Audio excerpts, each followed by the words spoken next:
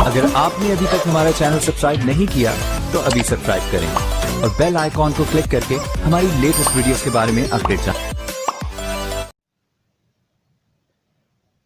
Hello दोस्तों, कैसे हो आप लोग। आशा है कि आप सब अच्छे होंगे। तो स्टार्ट करते हैं प्रश्नावली 3.1 और उसका हम पहला सवाल कर रहे थे। उसमें एक टॉपिक हमने कर लिया था।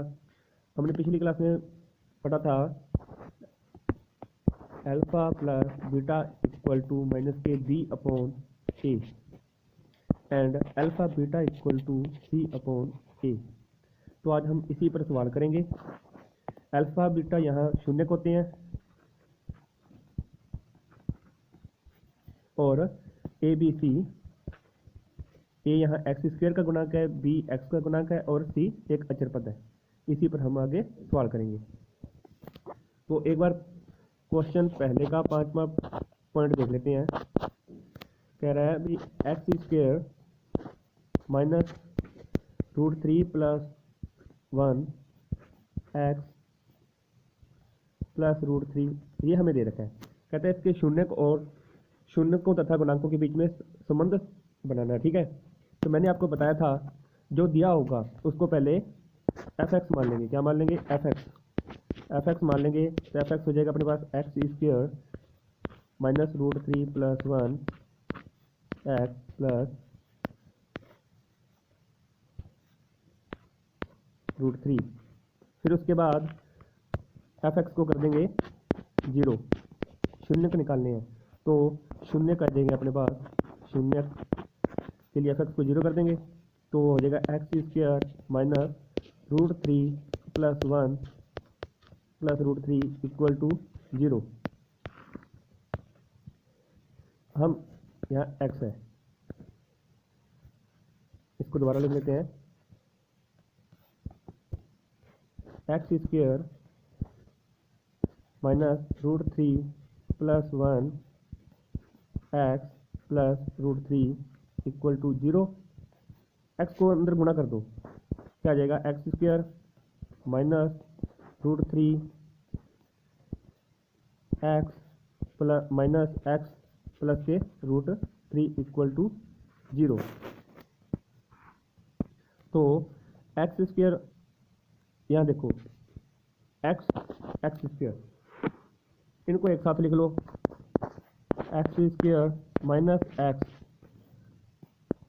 इनको अलग लिख लो। तो अपने पास क्या जाएगा? Minus √3 x plus √3 equal to 0। इनमें से एक्स कॉमन आ गया तो क्या बच गया? X minus 1। यहाँ से माइनस √3 कॉमन ले लो तो क्या आ जाएगा अपने पास? X minus 1 equal to 0। जो एक जैसे ब्रैकेट हैं, उनको एक कर लो। एक्स माइनस 1 और बचे हुए को एक में लिख लो 0। अब पहले एक्स माइनस 1 को 0 के बराबर कर दो तो क्या आ जाएगा? एक्स इक्वल टू 1, एक शून्य का गया। ठीक है बच्चों, फिर एक्स माइनस √3 इक्वल टू 0। तो अपने पास आ जाएगा एक्स इक्वल टू √3, दूसरा शून्य। अपने पास दो शून्य का गए, शून्य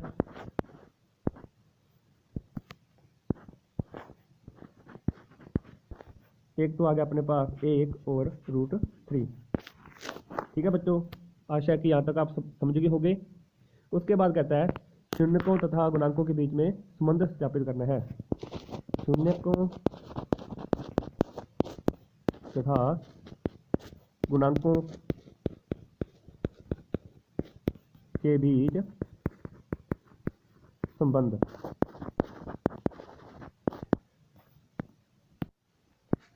ठीक है बच्चों, अब देखो दी हुई समीकरण क्या है? दी हुई समीकरण,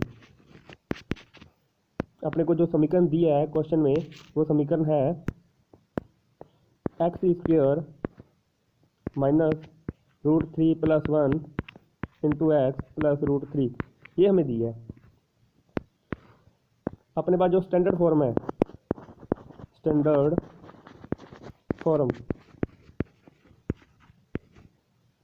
x square a x square plus b x plus c equal to 0, इसके साथ समीकरण ए की तुलना करनी है, से तुलना करो। और तुलना करेंगे तो अपने पास क्या आ जाएगा, यहाँ देखो एक्स स्क्वायर का गुणांक है ए, तो यहाँ कितना है 1, तो a equal to 1, b equal to यहाँ कितना है -√3 + 1 और सी के अपने पास √3। ओके बच्चों, अब देखो हमने कल सीखा था alpha plus beta equal to -(b/a). Okay, अब देखो यहाँ b क्या है, माइनस तो है ही अपने पास, और b है -√3 + 1/a क्या है 1, तो अपने पास आ गया माइनस माइनस प्लस हो गया √3 + 1। Alpha plus beta equal to √3 + 1, और इसी प्रकार अल्फा बीटा निकाल लेते हैं। अल्फा बीटा इक्वल टू होता है c/a, तो अपने यहाँ c क्या है √3 और a कितना है 1, तो √3 √1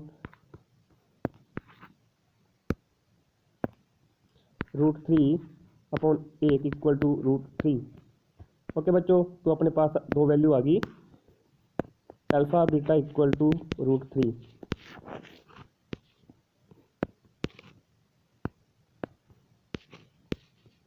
ओके बच्चों, एक वैल्यू ये आ गई, एक वैल्यू आ गई। देखो अल्फा प्लस बीटा √3 + 1 और अल्फा बीटा 3, ये मतलब है अपने पास दो शून्य थे अपने दो, ये रहे। अब इन शून्य को जो योग कर दें तो क्या आएगा √3 + 1 और गुणा करें तो √3, योग जोड़ करने पर √3 + 1 आ रहा है और गुणा करने पर √3 आ रहा है। यही हमने यहाँ देखा, यदि दो गुणांकों को जोड़ रहे हैं, अल्फा प्लस बीटा कर रहे हैं, तो √3 + 1 बन रहा है, वही बन रहा है, और अल्फा बीटा गुणा करने पर √3 आ रहा है, तो दोनों मान बराबर हैं, सही है। तो इसे कह सकते हैं शून्यकों तथा गुणांकों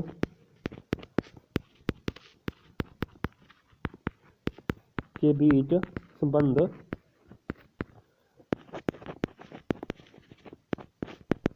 सत्य है। ओके बच्चों, आशा कि आप यहाँ तक समझ गए होंगे।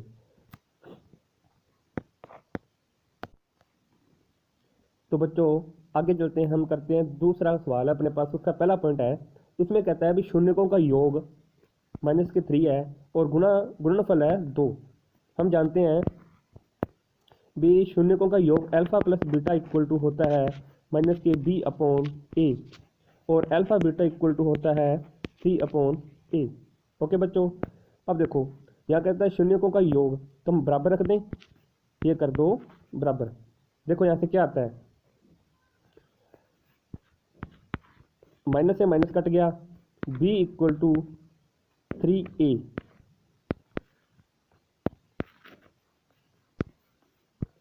b equal to 3a, a गुणा कर दिया। ओके बच्चों, और यहाँ नीचे दोबारा देखो,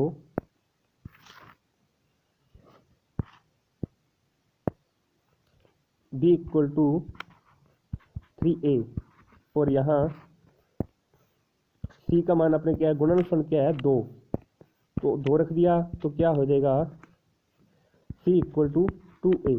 अपने पास b और c की वैल्यू आ गई, तो आगे क्या करना है, अपने मान लो,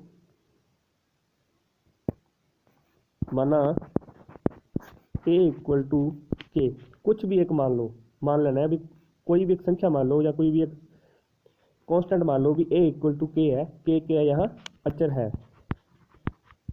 ओके बच्चों, अब यहाँ रख दो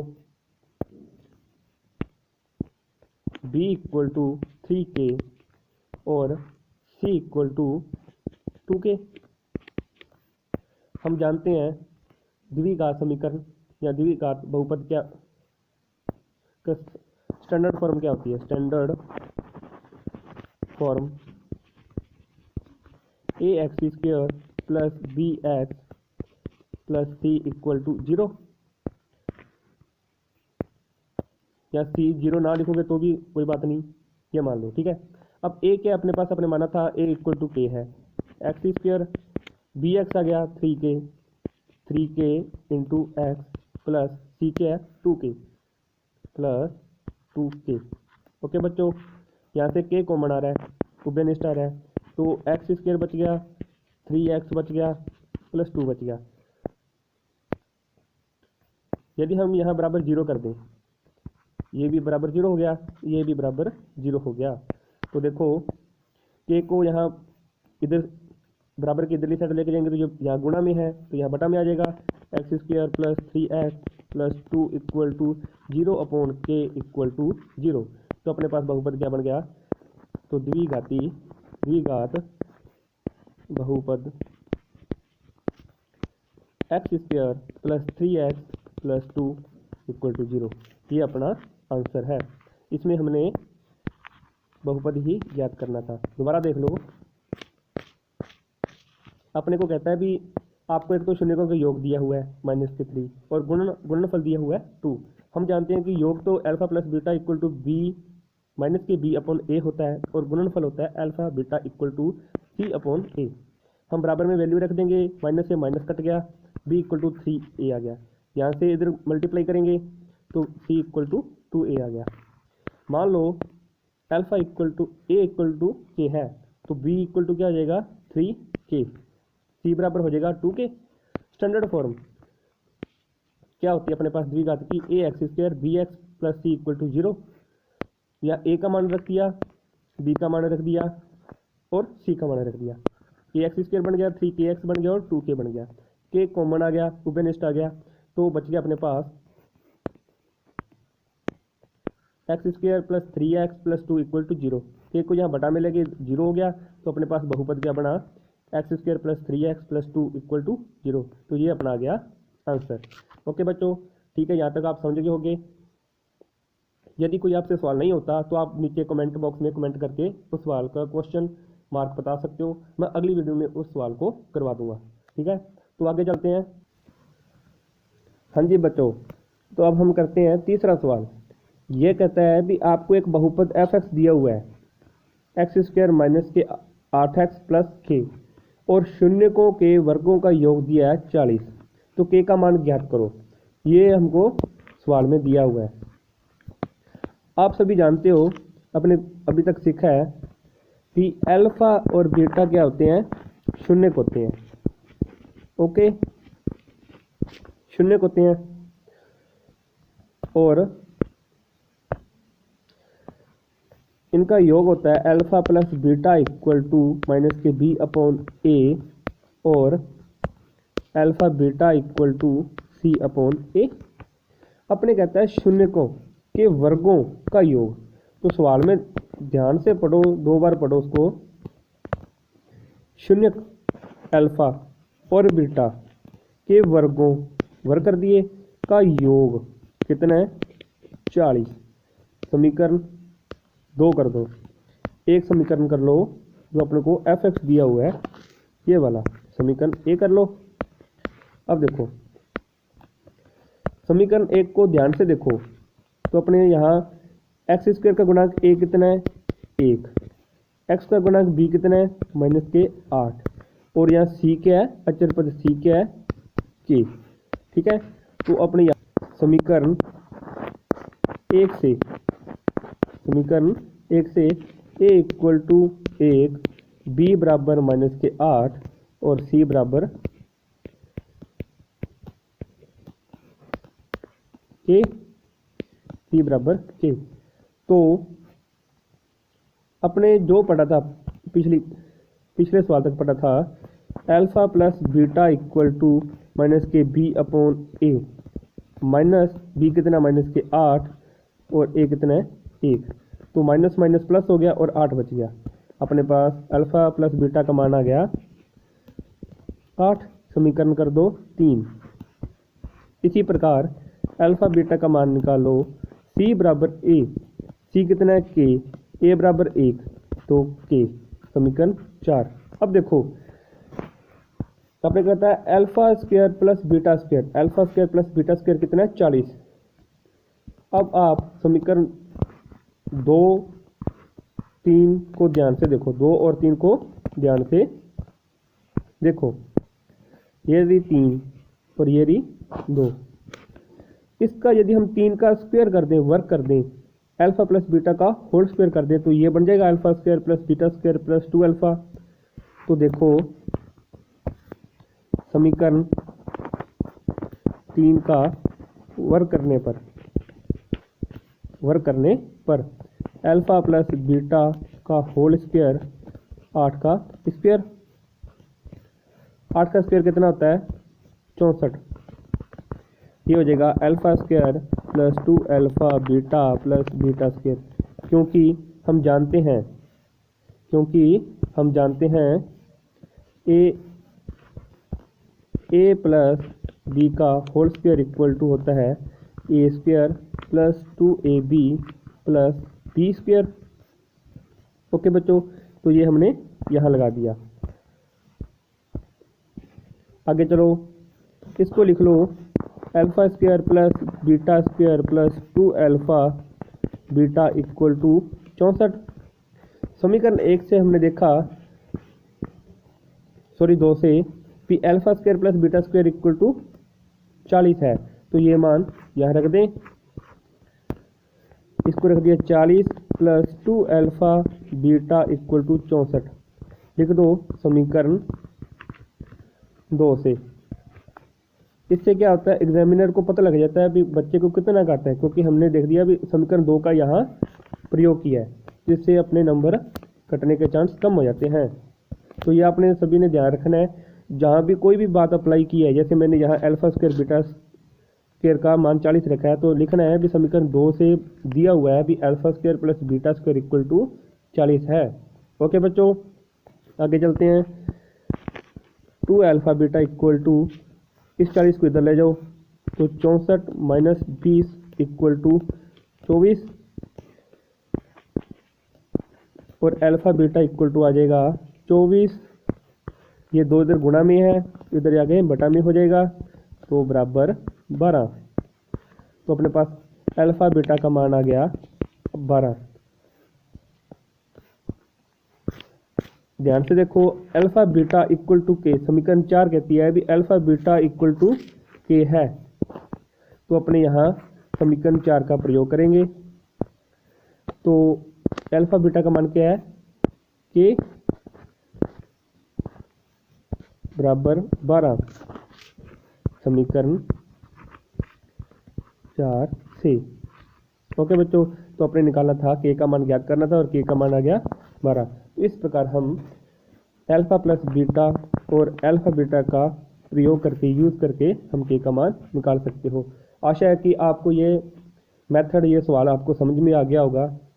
तो आप अपना कमेंट करके नीचे मुझे बता सकते हो कि जो आपसे सवाल नहीं हुआ, तो हम अगली वीडियो में उस सवाल को करने का प्रयास करेंगे। धन्यवाद बच्चों।